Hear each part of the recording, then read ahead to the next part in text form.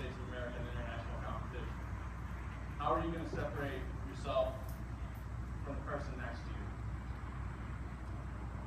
That being said, our next speaker is from the National Collegiate Scouting Association, a sponsor of the event for the past 4 years.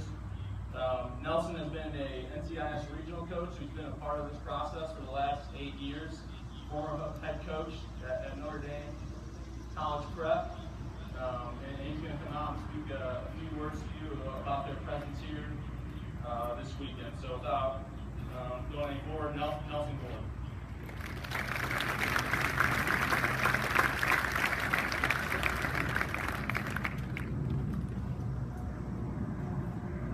All right, how's everybody doing tonight? Good? Pretty exciting, right?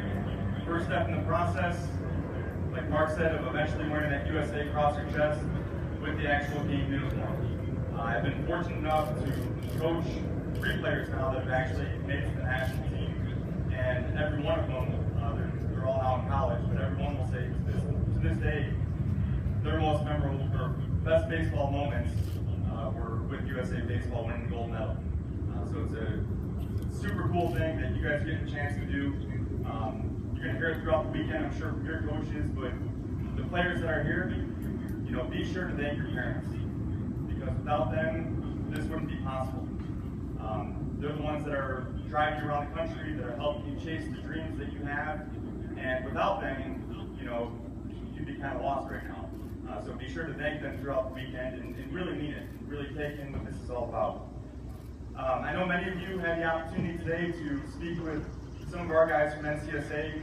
We have John Ratledge here, who played at South Carolina, you know, baseball powerhouse. He coached at the college level. Kyle Winters was another D1 player drafted in the 5th round. Andy Drake coached at collegiate baseball, both as a head coach and as an assistant. Then worked as a high school and as an athletic director, as a high school coach. And Dane Clark is with us, who is running the whole show. And he's more of a football guy, but without him, we'd be lost. So if you haven't had a chance to talk to them, they're actually out here at the top of the bleachers, and they have some really important information for you, some recruiting guidelines. And they're just that, they're guidelines. They're not, you know, steadfast rules. Chris pointed out, you know, great examples of Dustin Pedroia and Jose Altuve, players that, you know, are the outliers. Sure, there's a prototypical, you know, big league player or prototypical left-handed pitcher, okay, but that doesn't matter when you don't have the passion and the heart and you get after the way those guys do and the way he was talking. So be sure to see those guys, and they will have that information for you. And be sure to get your headshot and your picture in tomorrow so you can send it out to the college coaches and they can have all your information in one place. 5 simple things that we're just going to touch on as far as it relates to the recruiting process. Okay, I know most of you guys are somewhere between your freshman and your junior year right now. Okay, and that really doesn't matter. We can't get back time. We know that it's a commodity, right? Okay, once it's gone, it's gone. Okay, but the important thing to note is that there's something that you can do today that's going to get you ahead tomorrow. Okay, the process did start yesterday, wherever you're at within it. Okay, so how many guys here, raise your hand if you plan on going to your homecoming dance this year at your high school?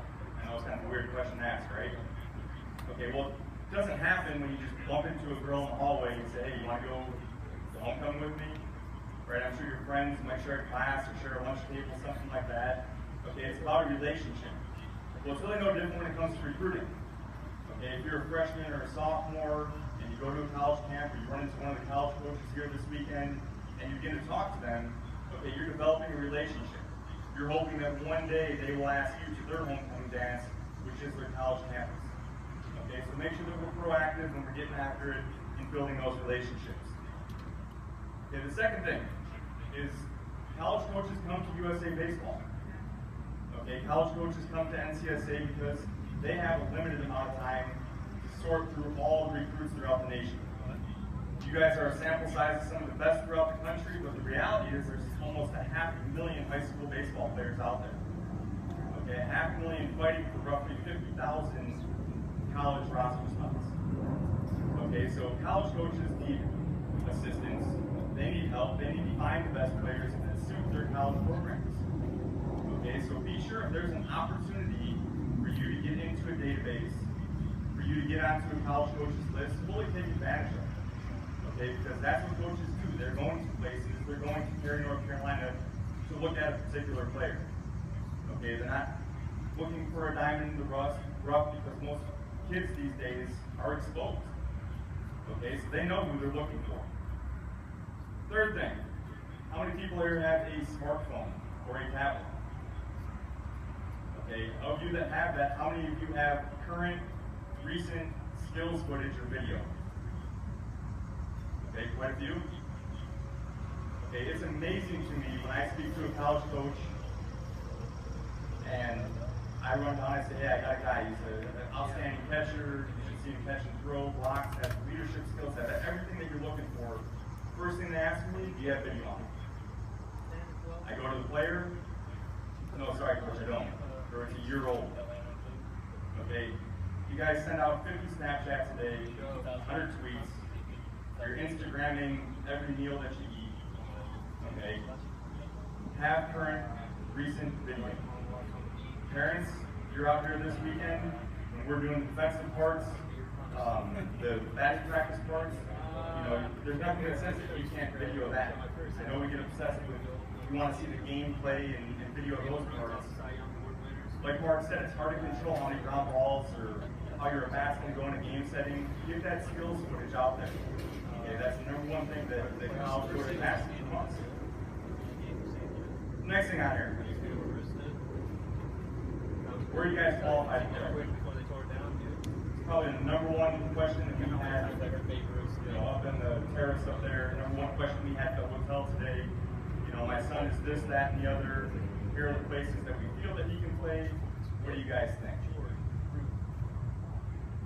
Before this year, how many of you heard of Coastal Carolina? Be honest. Okay, how many did not? Raise your hand, be honest. Okay, so you're talking about a pretty darn good baseball team who won at the highest level of college baseball this year, and many of us haven't heard of them. There are over 1,600 schools that play baseball throughout this country. 1,600. That's a lot.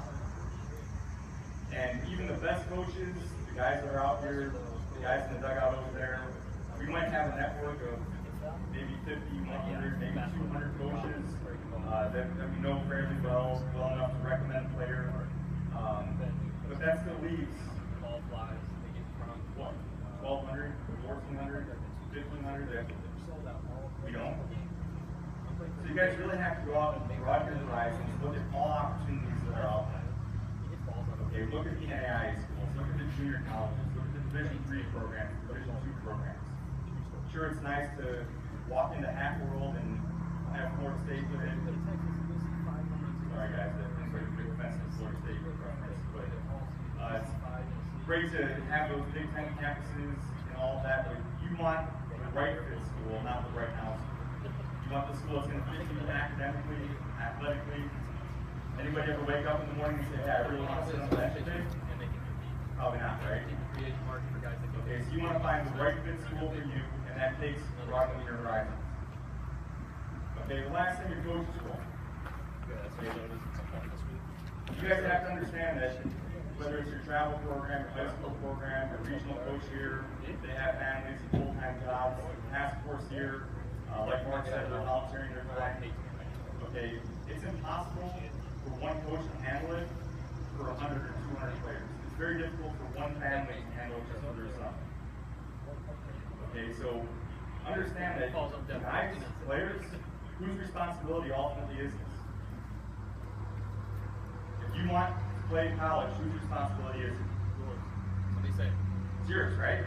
And you have to take the bull by the horns in the same way that you bust your butt in the weight room, get your sprints in, get in the cage, take your reps off the field.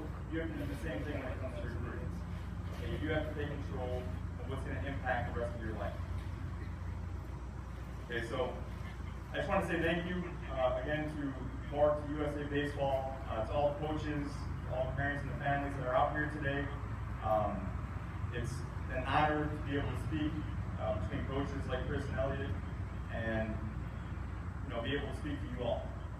If you do have any questions throughout the weekend, if you haven't got your picture taken or filled out the informational card, like I said, we have some awesome guys up there that are willing to answer your questions and help you in whatever way that we can. So thank you.